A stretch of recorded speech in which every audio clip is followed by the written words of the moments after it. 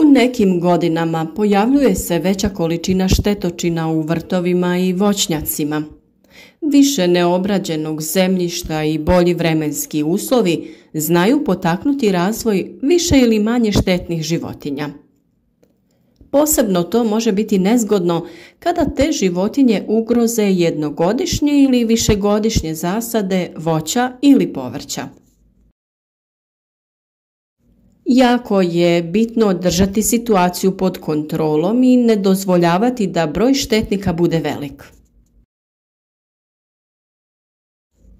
U našim krajevima najveći problem prave glodavci, a često se i manje opasne životinje poput krtice smatra velikom ugrozom. U ovom videu pričati ćemo o štetočinama koje se mogu pojaviti u voćnjacima i vrtovima. Humanost čovjeka nas sputava u uništavanju takvih životinja, pa je potrebno razmotriti sve opcije za borbu protiv njih. Kako će se čovjek ponašati prema ovim štetnicima ovisi o štetama koje oni rade. Pored štete koja zna biti dosta velika, tolika da je moguće propadanje čitavog voćnjaka, vinograda ili nekog drugog zasada, potrebno je razmotriti utjecaj tih životinja na zdravlje čovjeka. Najčešće se susreću krtice i voluharice ili miševi. Populacija krtice najčešće ne broji velik broj jedinki, ali često situacija na terenu može ukazivati da je pod zemljom velik broj tih jedinki. Prostor na kojem jedna ili nekoliko krtica može živjeti je dosta velik, a šteta koja je vidljiva jeste samo izbačena zemlja na površini tla. U prostoru ispod površine tla krtice najčešće kopaju kanale kroz koje prolaze tražeći kukce i hraneći se njima. Ove životinje ne uništavaju podzemni dio biljke, ali nekada može doći do štete. One su zaštićene i nije dozvoljeno ubijanje, već se koriste metode tjeranja i odvraćanja. Veći problem se javlja pri pojavi glodavaca, a najveće štete nastaju od voluharica. Poljske voluharice i vodene voluharice su najčešće vrste štetnih voluharica u polju i voćnjaku kod nas. Žive u kolonijama do 300 članova i brzo se razmnožavaju. Kao i voluharice i krtice su sisavci, a značajno je što su samotnjaci i agresivni na druge krtice. Poljske voluharice su aktivne noću, dok danju su lako uočljive na polju ako je nazočna velika populacija. Tijelo joj je valjkasto od 8 do 12 cm dužine, a rep oko 4 cm. Krzno je sivkasto smeđe boje, a uši su kratke i dlakave. Pari se u proljeće do jeseni, a koti se 3 do 7 puta. Mlade nosi 21 dan, kojih je u leglu od 4 do 12. Spolno su zreli nakon 18 dana i samostalni su nakon 21 dan. Žive 2 do 3 godine. Velike populacije pojavljuju se svakih nekoliko godina, a završavaju prirodnim smanjenjem. Rasprostranjena je u kontinentalnim predjelima, živi na poljima i livadama te u voćnjacima. Voluharica se hrani lucernama, djetelinama, travama, zrnjem žitarica, sjemenkama, korijenom šećerne repe ili mrkve, a katkad korom drveta i kukcima. Poljske voluharice pod zemljom iskopaju mrežu hodnika, gnijezdo i skladište hrane. Podzemni hodnici imaju mnogo izlaza na površinu. Oko aktivnih otvora su utabani puteljci bez vegetacije, pa ih možete lako uočiti. Okruglo gnijezdo pomoću trave najčešće radi pod tlom ili na travi pod snijegom. Određivanje brojnosti populacije je na osnovi broja uhvaćenih voluharica. Voluharice uzrokuju štete kopajući podzemne hodnike, ostavljajući otvore na površini tla, stvarajući humke nad zemljom, hraneći se zrnjem bilja i drugih plodova rasutih nakon berbe, te jedući korijenje mladih voćaka ili korijenastog povrća. Štete nastaju zimi u voćnjacima, osobito na mladim nasadima jabuka i drugih voćaka, te u vinogradima, a na žitaricama u doba nicanja ili dozrijevanja. Najveće štete nastaju tamo gdje su posijane lucerna i djetelina, gdje se ne obavlja nikakva obrada tla nekoliko godina, te se glodavci mirno razmnožavaju i dobro hrane. Postupci za smanjenje populacije voluharice su sljedeći.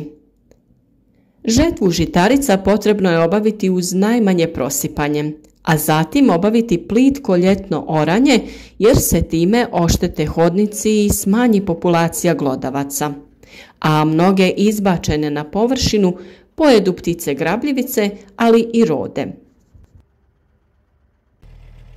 Nasadi lucerne i djeteline ne bi smjeli biti na istom mjestu duže od 2 ili 3 godine. Dubokom obradom tla u jesen uništavaju se legla i smanjuje populacija glodavaca. Međuredna obrada tla u voćnjacima i vinogradima također doprinosi smanjenju populacije glodavaca.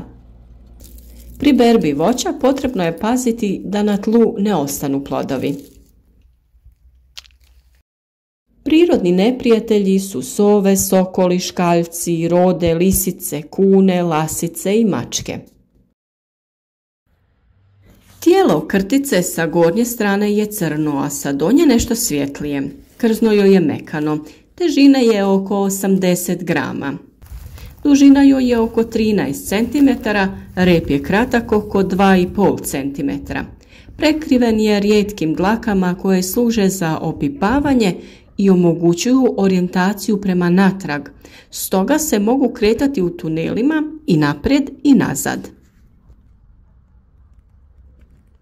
Rilo joj je kratko sa dlačicama koje služe kao osjetilo vibracija u tlu. Oči su slabo razvijene i omogućuju razlikovanje svjetlosti od tame, ali ne vide hranu. Sluh i miris su dobro razvijeni, imaju piskutav glas.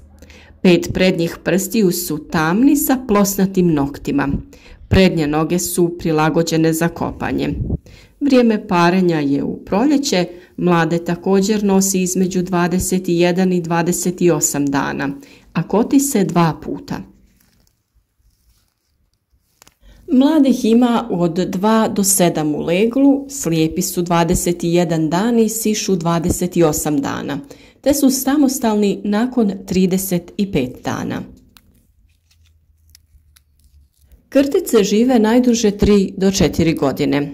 Hrana su joj gliste i ličinke kukaca, a ponekad i manji kralježnjaci. Gliste često oštete da izgube orijentaciju i ne mogu se kretati, te ih koriste kao izvor hrane. Krtica dnevno može pojesti hrane do polovine svoje težine. Rasprostranjena je u kontinentalnim predjelima. Voluharica i miš kopajući hodnike pod tlom izbacuju humke slične krtičnjacima, te se ponekad zamijene i sumnja se prebaci na krtice ili obrnuto na glodavce. Krtica hodnike kopa u rahlom tlu u kojem se nalazi dovoljno hrane. Izbjegava pjeskovita tla. Gnijezdo obloženo lišćem i mahovinom smješteno je od 50 do 60 cm ispod tla. Od tud se granaju hodnici nerijetko dugački 30 do 50 metara, 15 do 20 cm ispod površine tla. Kroz hodnike dnevno prolazi oko 4 puta u potrazi za hranom, pa iskopa oko 20 metara hodnika i napravi 2 krtičnjaka. Od iskopane zemlje nastaju hrpice, to jest krtičnjaci. Viši krtičnjaci znak su dubljih hodnika. Ne spava zimski san, ali tad podzemne hodnike kopa na dubini od 50 do 60 cm, gdje prizemljavaju kukci i gliste jer je toplije. Kopaju tunele te time miješaju tlo i prozračuju ga. Krtice, hraneći se ličinkama kukaca, u tlu pojedu i mnoge štetnike, čime se smanjuje šteta na kulturnom bilju. Ne grizu korijenje voćaka ili vinove loze. Krtica, kopajući hodnike na poljoprivrednim površinama, posebno gdje se uzgaja povrće, uzdigne biljke ili ih ošteti, a korijen se tada isuši, pa mnoge biljke propadaju. Zbog hodnika i krtičnjaka otežana je košnja na travnjacima, a trava požuti jer korijen ostaje bez tla. Prirodni neprijatelji su joj sova, soko, škanjac, gavran, roda, jazavac, divlja svinja, lisica, kuna, tvor i lasica, dok ježi i riđovka ostavljaju uginule krtice. Krtice su osjetljive na navodnjavanje, preoravanje tla i uništavanje hodnika. Najbolji način je preorati tlo, a na travnjacima koristiti valjke za ravnanje. Na malim površinama može se koristiti rastjerivače koji uzrokuju vibracije u svim smjerovima te tjeraju krtice sa površine na susjedne gdje ih niko ne uznemirava. Za najbolje rezultate preporučeno je da 2 rastjerivača krtica budu postavljena na udaljenosti od 30 metara. Smanjenje populacije štetnika može smanjiti populaciju krtica. Jedna krtica najčešće koristi samo jedan hodnik. Njenim hodnicima često se koriste voluharice i miševi koji se hrane korijenjem, pa je teško procijeniti tko je u stvari uzročnik štete. Nadamo se da smo vam sa ovim informacijama pomogli da zaštitite vaše biljke od štetnika. Jako je bitno na kraju uzgojne sezone vrtove očistiti i ne dozvoliti štetnicima da se hrane ostacima biljaka i plodovima. Potrebno je držati naše zasade urednim kroz čitavu godinu i ne zapuštati ih, odnosno ne stvarati uslove za razvoj štetnika koji mogu ugroziti naše biljke, ali i zdravlje čovjeka.